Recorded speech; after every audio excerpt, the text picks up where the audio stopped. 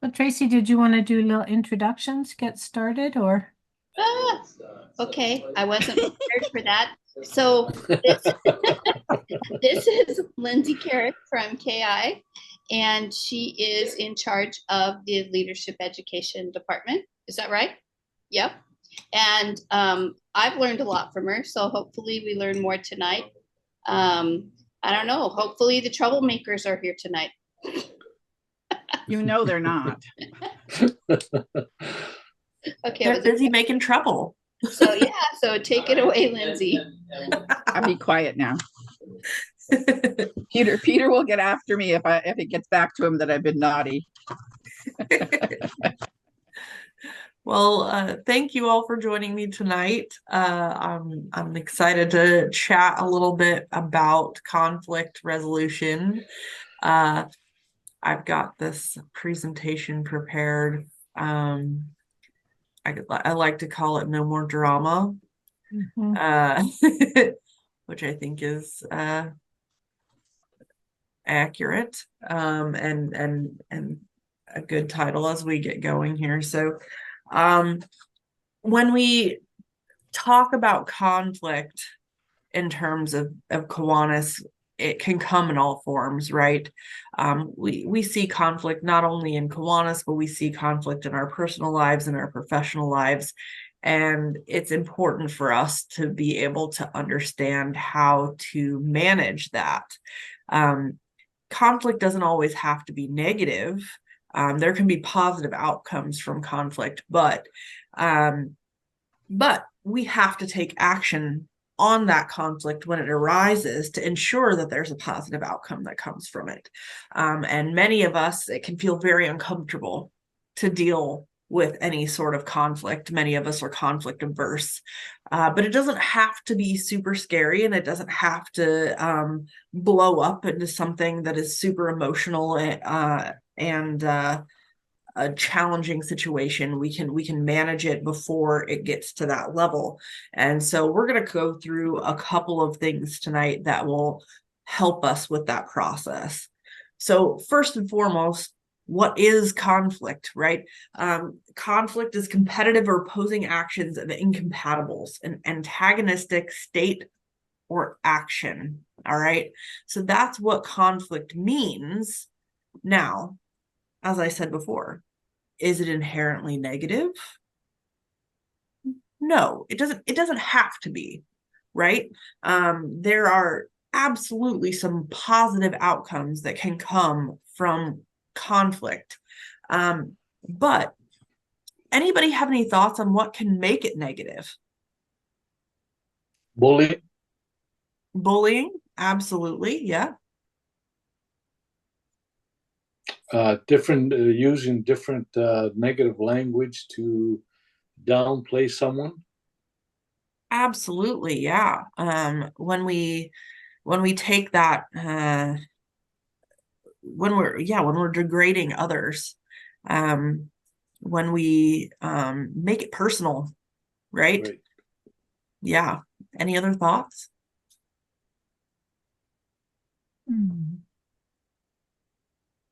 I think if people feel that they're not heard, like they feel like they're muzzled or yeah, and then they just internalize that and go away muttering, that's not a good thing.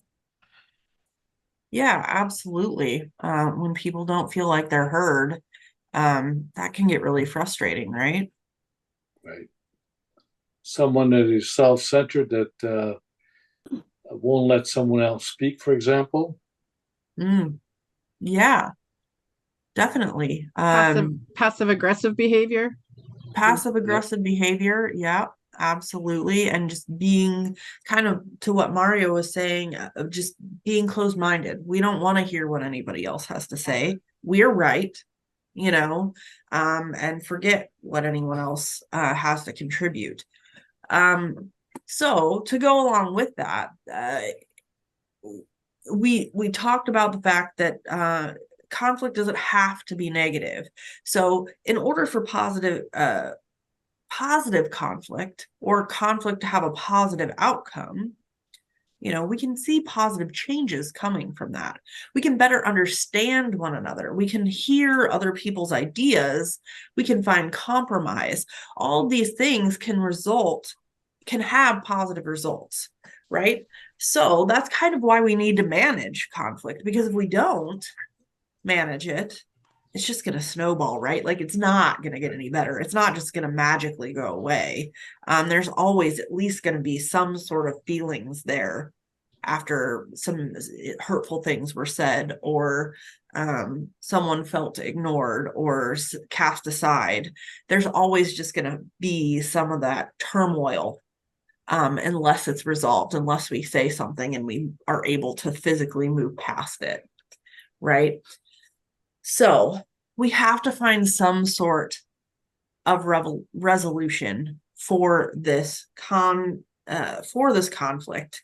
We have to find some type of negotiation, all right? Which means that very likely there's not going to be a situation where both parties are going to get 100% of what they want, right? There's going to have to be some sort of meet in the middle.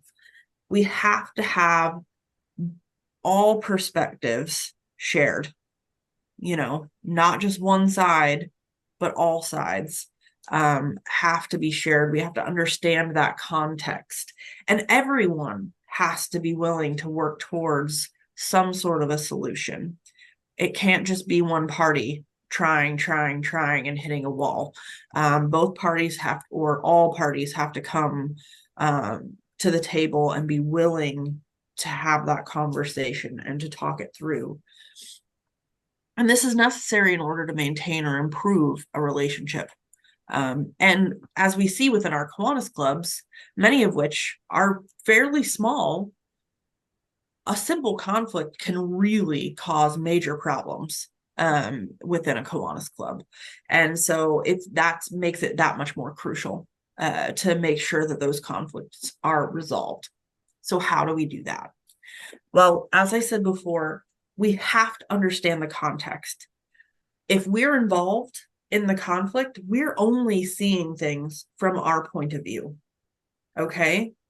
So we really need to ask questions and open ourselves up to listening to what the other person has to say, and vice versa.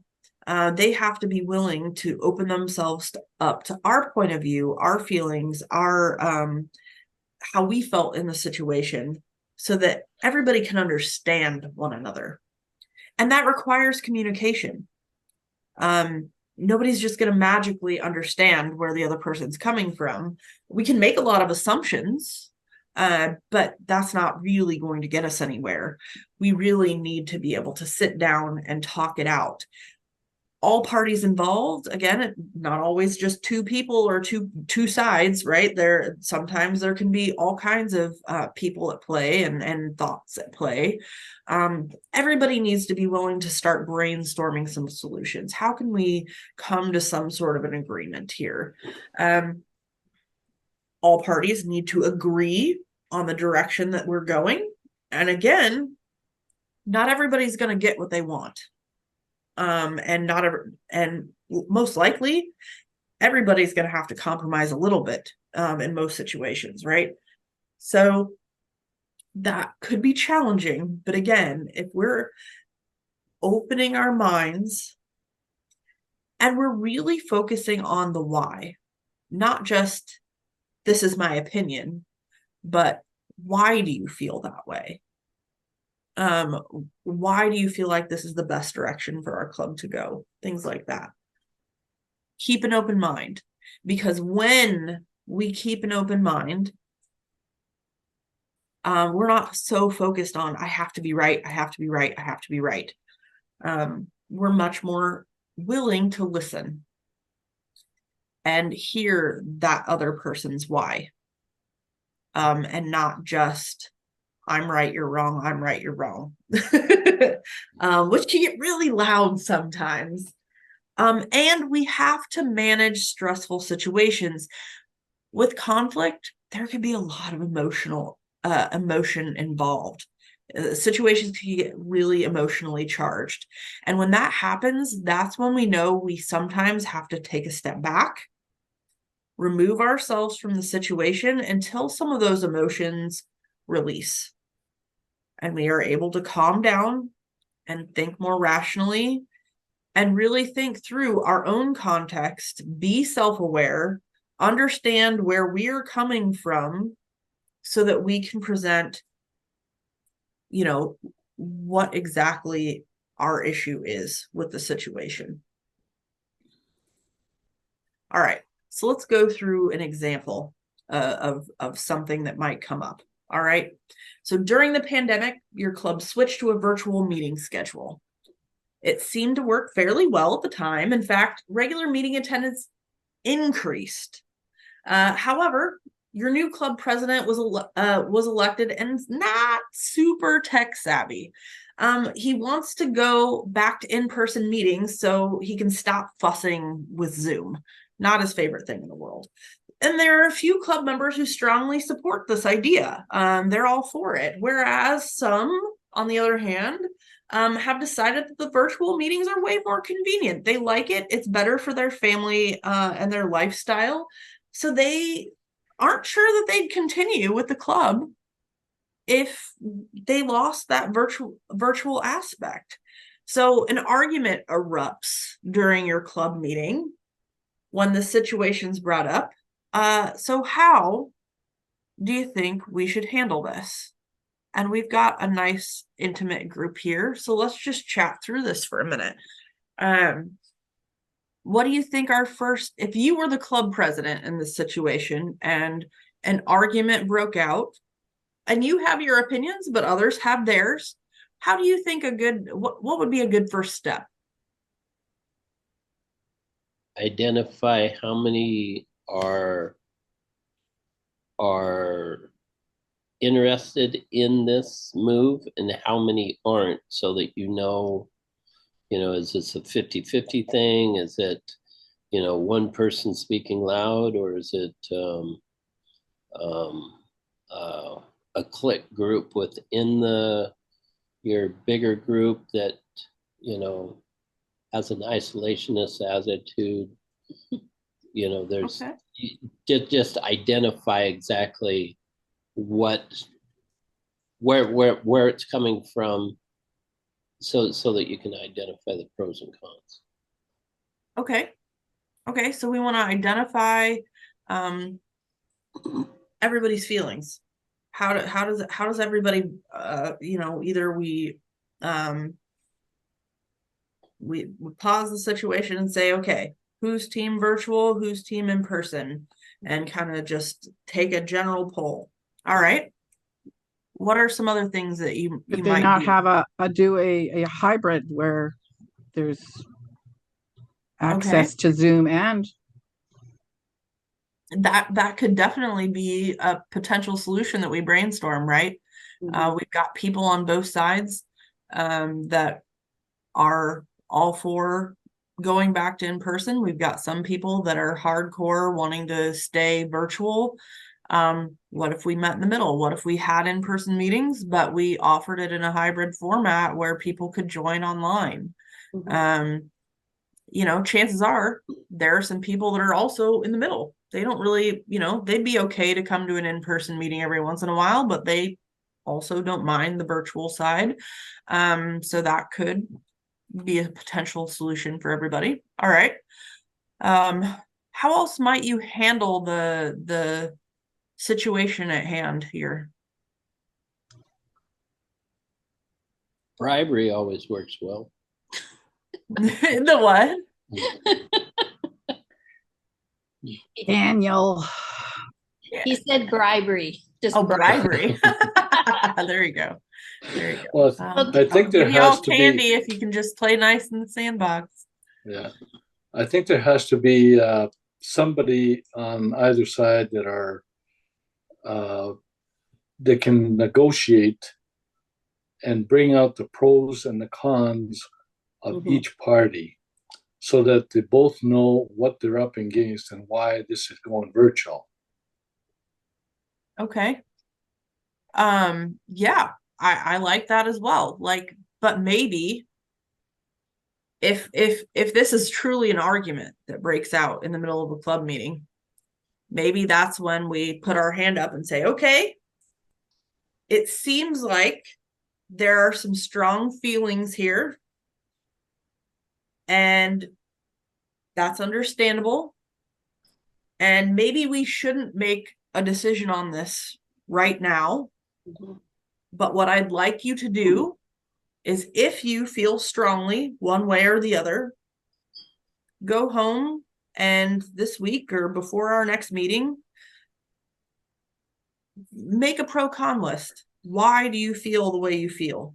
What are some potential benefits from hosting a meeting online versus in person, and the other way around?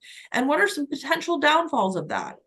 I want both sides to think of, pros and cons Right. to, what you're doing. And that's going to make them, number one, stop, right? Because an argument's not going to help anything. And number two, it will de-escalate the situation. Nobody's getting their way right now. We're going to calm the feelings. And number three, it's going to force them to try to see it from the other's perspective, that pro and con for doing things the way they want to do things. All right. Then they can maybe submit their responses to the president, or if we feel like the president is biased, maybe we ask a club coach or a lieutenant governor or somebody that is doesn't have strong feelings on the situation to read through and give the club some highlights of the pro con list, and then we can have a discussion at the next meeting and work through that. So if we go back, we're trying to understand the context, right? We're communicating about it, but we're managing the stressful situation by not allowing the argument to continue.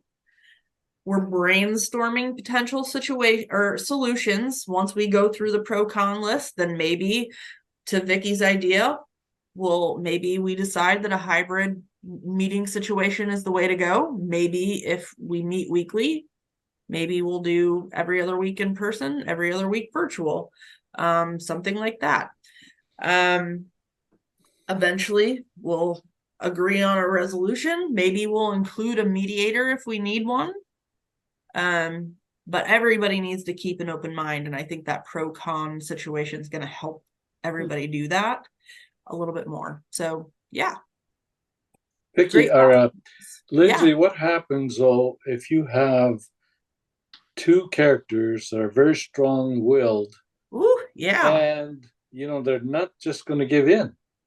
And and I know that breaks up a lot of clubs. Yeah. Oh, it definitely does. And I think the de-escalation is super important there, right? Because nobody's going to accomplish anything in that moment, especially when they're just, high stakes, it feels like. So de-escalating it and saying, okay. And then maybe having yourself or having a mediator have a separate conversation with each party to be like, okay, let me hear you. I want to hear your side of things and why you feel so strongly about this, so that they really feel heard. And then go to the other side and ask them to just listen to why they feel so strongly. So again, both sides feel very heard. And then you can summarize and confirm with those people. Okay, so you're saying that you feel really strongly because of XYZ. And you feel really strongly that we should keep it virtual because of XYZ. Make sure that they agree. And then those can be the summary points that you bring up at the next meeting. We keep them kind of on the periphery of that discussion, but their voice is still being heard through a neutral party. right? Mhm. Now again, that doesn't mean that they won't get in their feels again and that they won't continue to battle it out. But I think that's where compromise comes into play. And when somebody gets real stubborn and digs in, sometimes it can just be about that more than, by gosh, they just feel so strongly. Sometimes it can just end up being like, well, they don't value me, so they're telling me I'm wrong. But if they see that neither side is getting their way, right? Both sides are having to concede and come to the middle. Sometimes that lessens the blow a little bit. It doesn't make it such a hard pill to swallow. You know, it's important for a neutral party or a mediator to understand how many people feel a certain way, but sometimes I would be cautious of doing some sort of public vote, because then it might feel like the one person is by themselves and they're arguing for a party of one. And while that might be good to know in the grand scheme of things, it can really put that person on an island and make them feel like everybody's against them. So sometimes it's better to have a silent vote or a paper ballot or something like that, so that it doesn't have to be one against the universe, because then that can make that person kind of retaliate against everything that comes up. An important thing, if you're in the position of mediating, is to paraphrase what is being said to you, because a lot of times somebody that's stuck on an idea or a direction hasn't really heard their idea given back to them. I've found myself in that situation several times. Somebody says, "Oh, so this is what you want to do," and as they're telling me what I'm suggesting, I'm like, "Well, that sounds really stupid. How am I going to get myself out of this one?" But it allows the person who is entrenched to hear.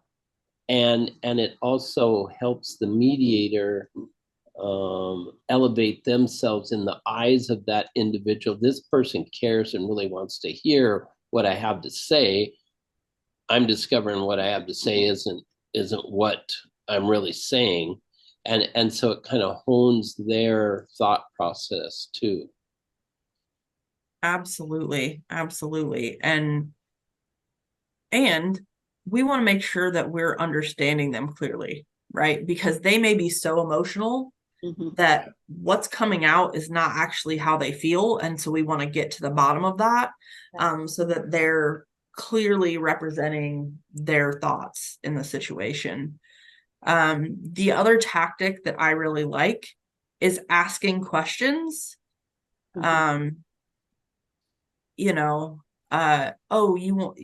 You feel like you aren't truly connecting with your fellow club members because we're no longer meeting in person. Tell me more about that.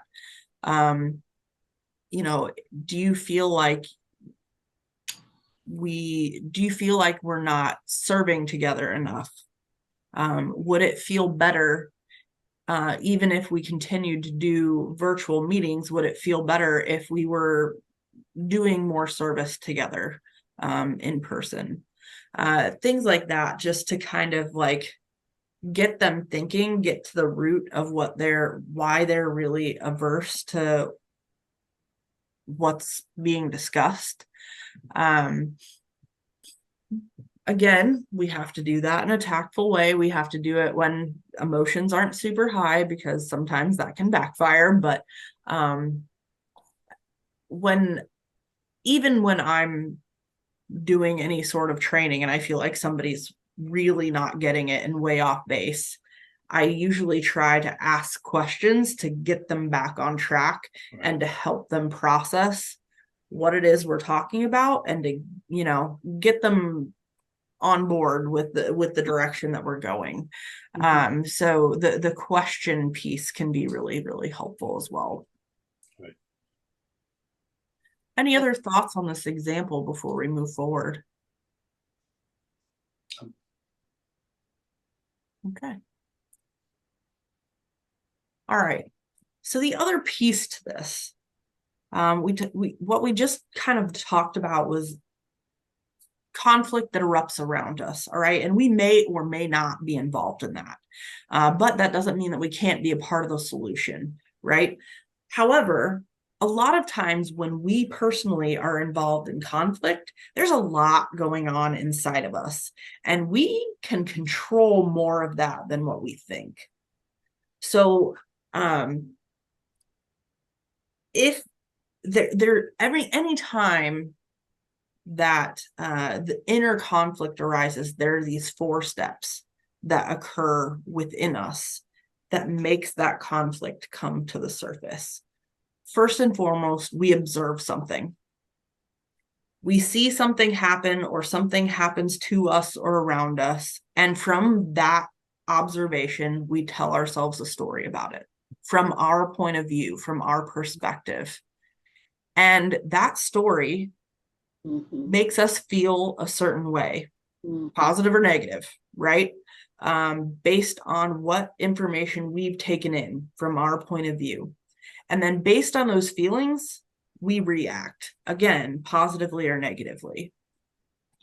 I left the office today, and immediately getting ready to turn onto the interstate, and there are 2 cars battling it out for positions, trying to zoom past one another.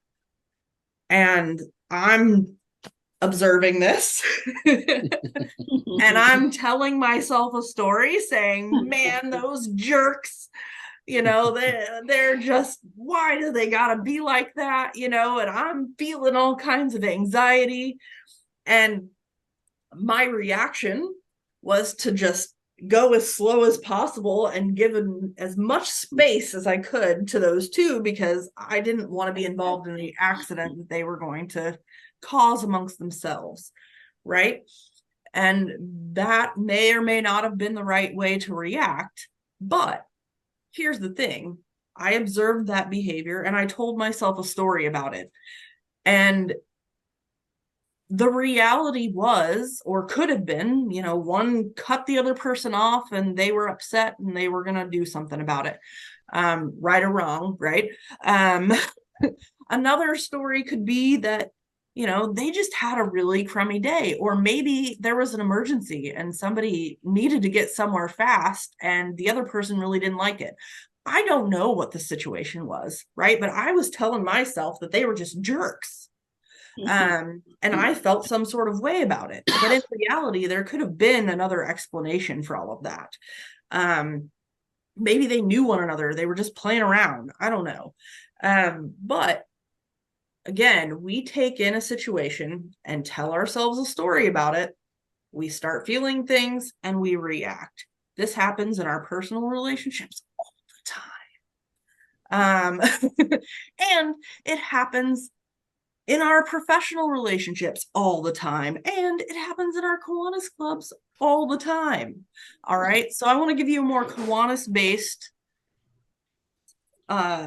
example here. So you're a lieutenant governor and you're preparing for a club visit. All right. And this is your observation. As you're preparing for the club visit, you're reaching out to the club president and it's crickets. You are not hearing anything back from this person. You've repeatedly emailed them with increasing urgency and still nothing. And you show up to the club meeting that you were supposed to go to and nobody even greets you. And you sit in the back because you feel awkward, right? And eventually the club president recognizes that you're there and offers you a few minutes to speak. And that's that situation. That is what you have observed. So as lieutenant governor, maybe you start telling yourself a story about what you have observed. You feel ignored, right? This club doesn't trust me. They don't want me around. The president doesn't like me.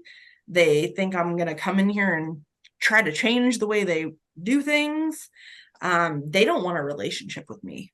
That's the story that you tell yourself from this interaction, right? And then you start feeling a certain type of way from the story that you've told yourself, right? You're hurt, you feel useless, you're unappreciated, you're not valued. So based on those feelings, then you react, and maybe you ignore them. You don't reach out anymore because you think they're not going to want to hear from you.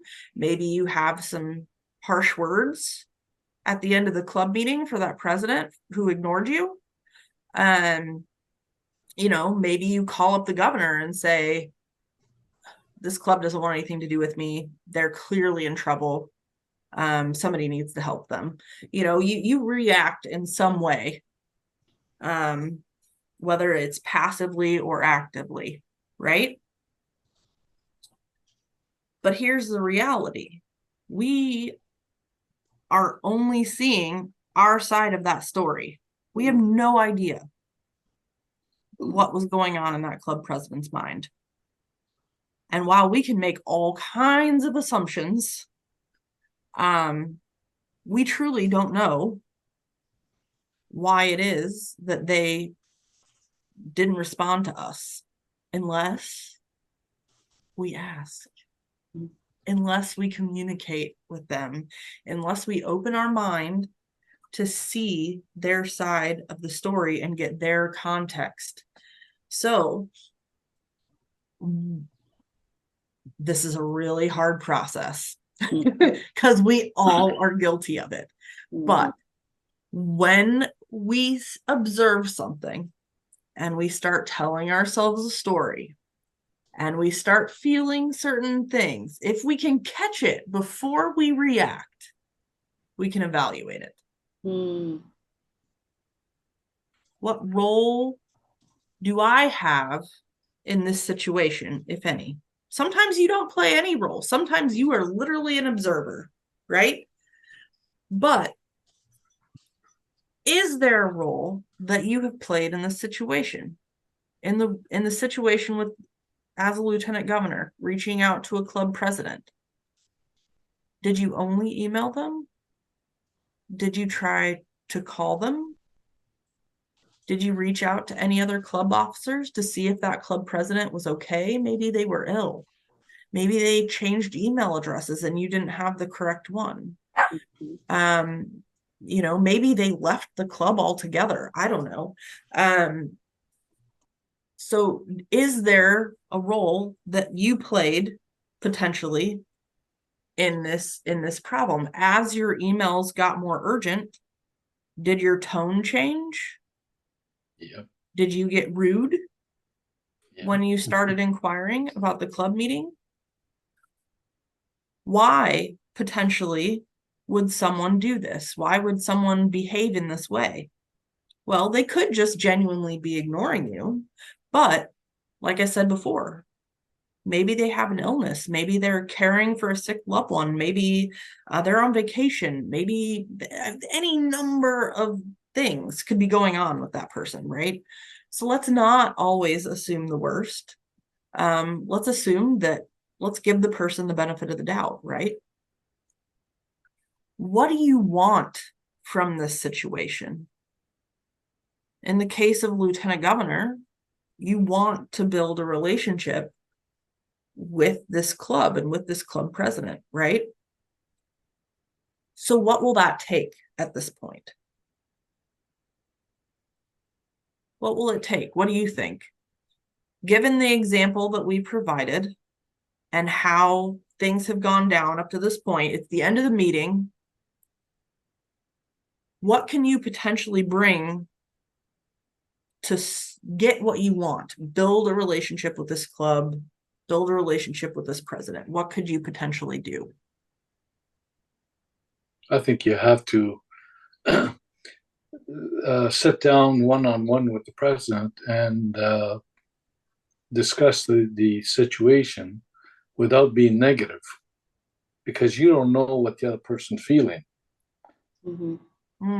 Yeah, absolutely. Sit down with them and try to control your feelings, remove the stress from that situation, and ask some questions. Let them know your motives, right? What you want from the situation. What other thoughts do you have?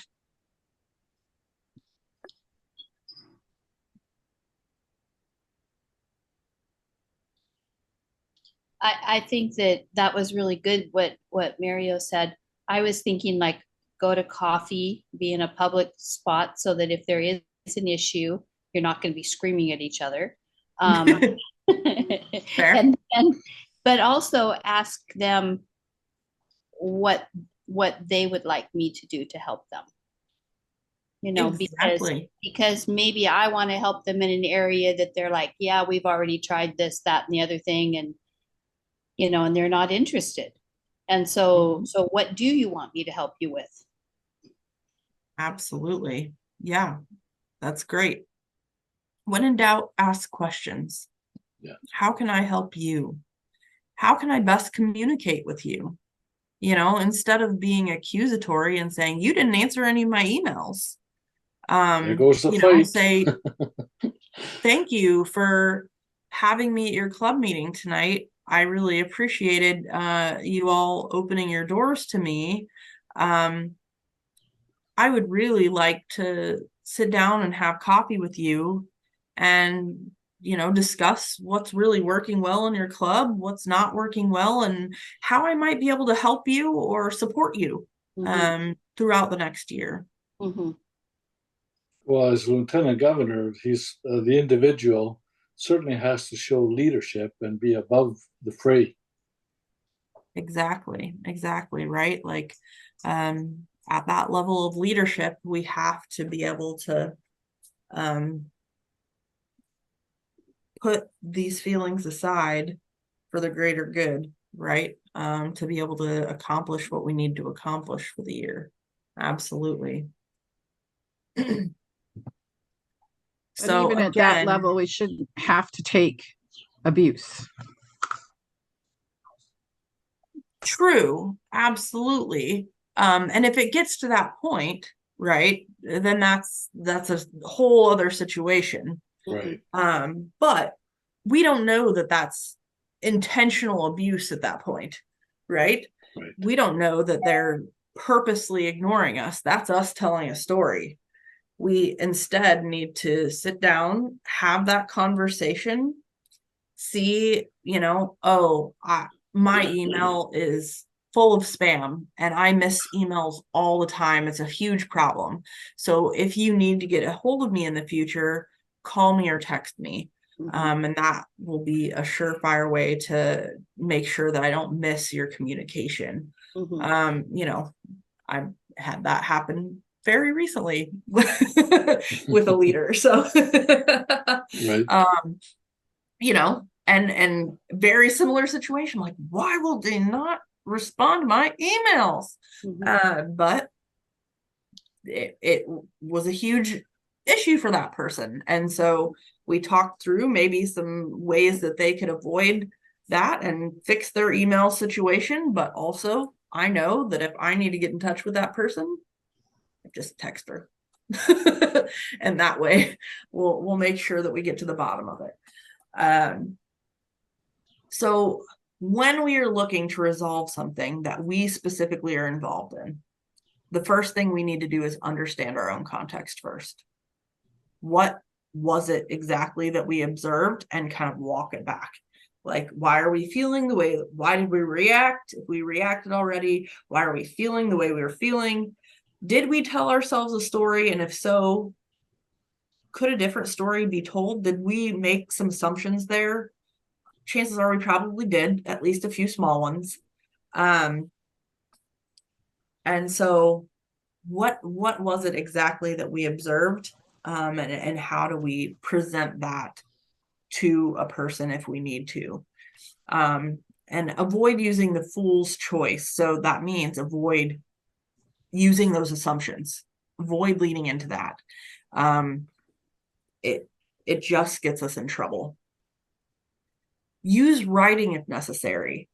Woo, I cannot tell you how many times I get a nasty gram email and all I want to do is just rage email in return, right? But I know that's not the answer.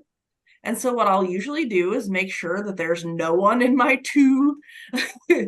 there's no email address in there, and I will write a very angry email, and then I'll go back and I'll say, okay, what do I really want to say here? And I'll walk it back and remove a chunk, and then I'll let it sit for a little while longer and say, okay, what is this accomplishing?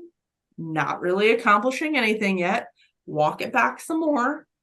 And it's usually like a 45-minute process of like, how do we take this from here down to about here, maintain professionalism, and achieve what I want, not just poke at them because I feel like they poked at me, right? Because that's just not going to accomplish anything. So use writing as a tool. I really do think it helps. Set up multiple meetings if necessary. Like if you're not able to come to a solution in your first meeting, have another one. And if you need a mediator, use one.